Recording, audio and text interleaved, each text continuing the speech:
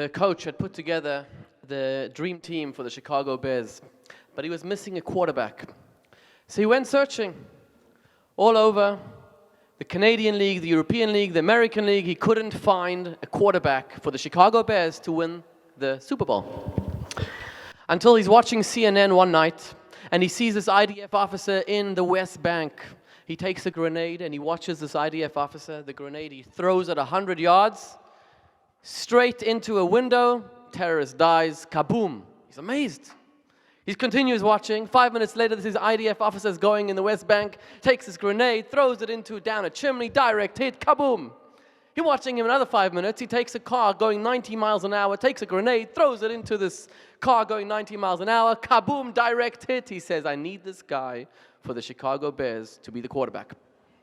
He finds him, he brings him to Chicago, and this Israeli IDF officer wins the Super Bowl. The coach comes to him in front of the thousands of fans. He says to him, what can I do for you? What do you want? He says, I want to call my mother. Your mother? Sure. He gets on the phone with his mother. He says, Mom, we won the Super Bowl. You are not my son. Mom, you don't understand. We won the Super Bowl, the greatest sporting event in history. She says, you're not my mom. What's wrong? Why am I not your son? She says, the neighborhood right now is full of rubble. There's noise, there's gunshots all over the place. Your brothers were beaten up within an inch of their lives 2 days ago, and your sister cannot go out because she's scared to be violated. And then tearfully she says, and I will never forgive you for moving us to Chicago.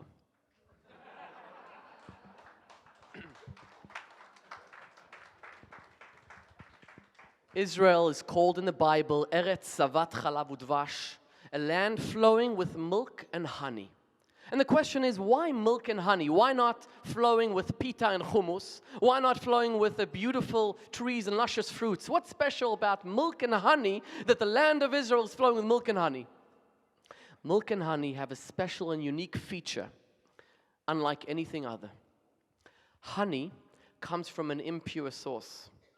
It comes from a bee, which is not kosher and stings. But when it's converted into honey, it's the most sweetest, beautiful thing. It's transformed. Milk comes from blood.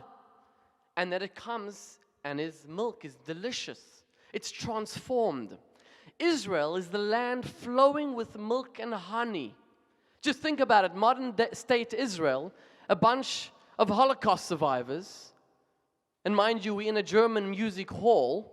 A bunch of Holocaust survivors went and transformed a barren desert into a superpower. Despite our enemies. You know the story of the girl who calls her father. She says, Dad, I'm in India and I met a guy on J-Date in Alaska.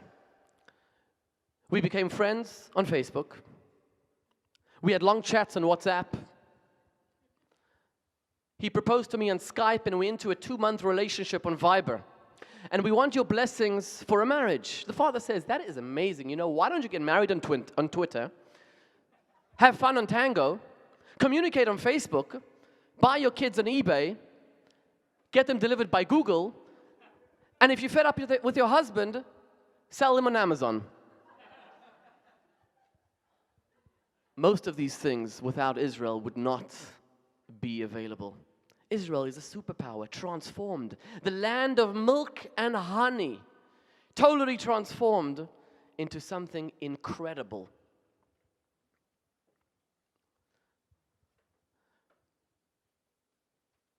That's also the theme of the holiday tonight. It's Pesach Sheni, the second Passover. Pesach Sheni, the theme is that it's never too late. We can always transform our lives. We can always change. And this is also the theme of tonight's evening, Belev Echad. Just a short while ago, an Israeli mother received a message from an IDF officer that her son had died. Imagine a parent receiving a call that her son had died in battle.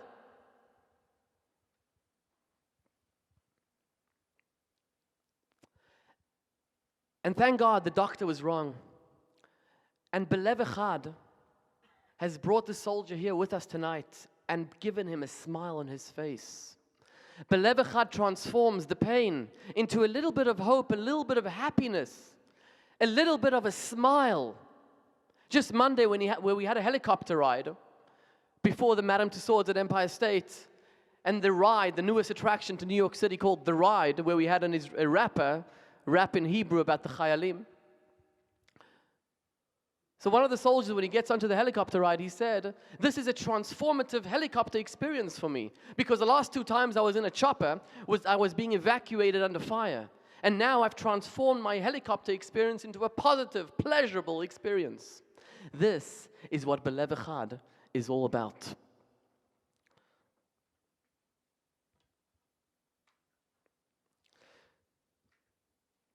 Israel's greatest, there was a soldier in Israel who died in 2006 in Lebanon. His peers said about him that he was the greatest soldier in the Sayeret Matkal, which is the greatest unit in the IDF. And the IDF is the greatest army in the world. So this soldier was the greatest soldier in the world.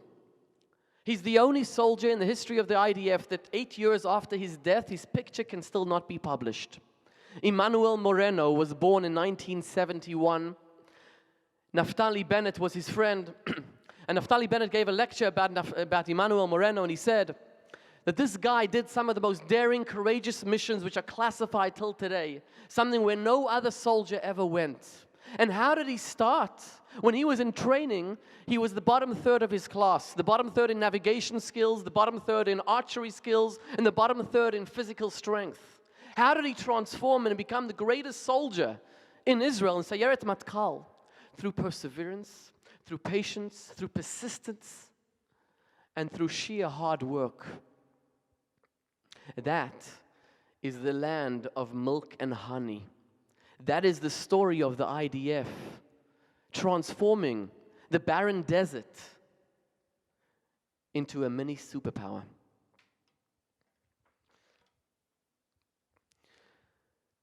Belev Echad accomplishes more than what any doctor can do. Because the greatest form of therapy is when we say thank you to these soldiers, when we say thank you to our dear heroes, to our beloved, precious soldiers, and we tell them how much we appreciate them, we tell them how much we love them, we tell them how much their sacrifices mean to us, this is greater than whatever any therapy, any doctor can do.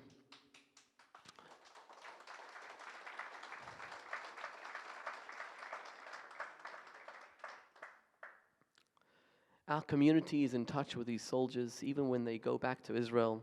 Through doing 5 delegations, we're in touch with about 50 soldiers in Israel. And thank God we take care of whatever they need in Israel. So tonight, I want to say thank you. Thank you to our dear soldiers. And thank you to everybody here who has made Belev Echad possible. My wish is that Belev Echad would be able to shut down and there'll be no more wounded soldiers. But unfortunately, we still have to fight. Golda Meir once quipped, she said, "I'll forgive the Arab terrorists for killing our children, but I'll never forgive them for forcing us to fight, because we don't want to fight." During the Gulf War, General Schwarzkopf was asked if we could forgive terrorists. He said, "We don't forgive terrorists. Our mission is, God's mission is to forgive terrorists. Our mission is to make the meeting."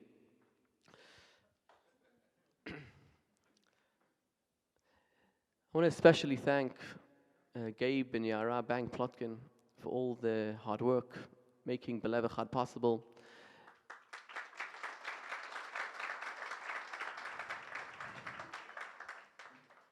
Yara spent many hours with myself and with Jonathan Zook from Amadeo Travel, who provides us with a travel experience. Thank you. I want to thank Richard Miller. And I want to thank everybody else here tonight for making Belev Echad possible. Unfortunately, Belev Echad is not magic. It doesn't happen on its own. I wish it did. And thank you for everybody for doing whatever you need to do.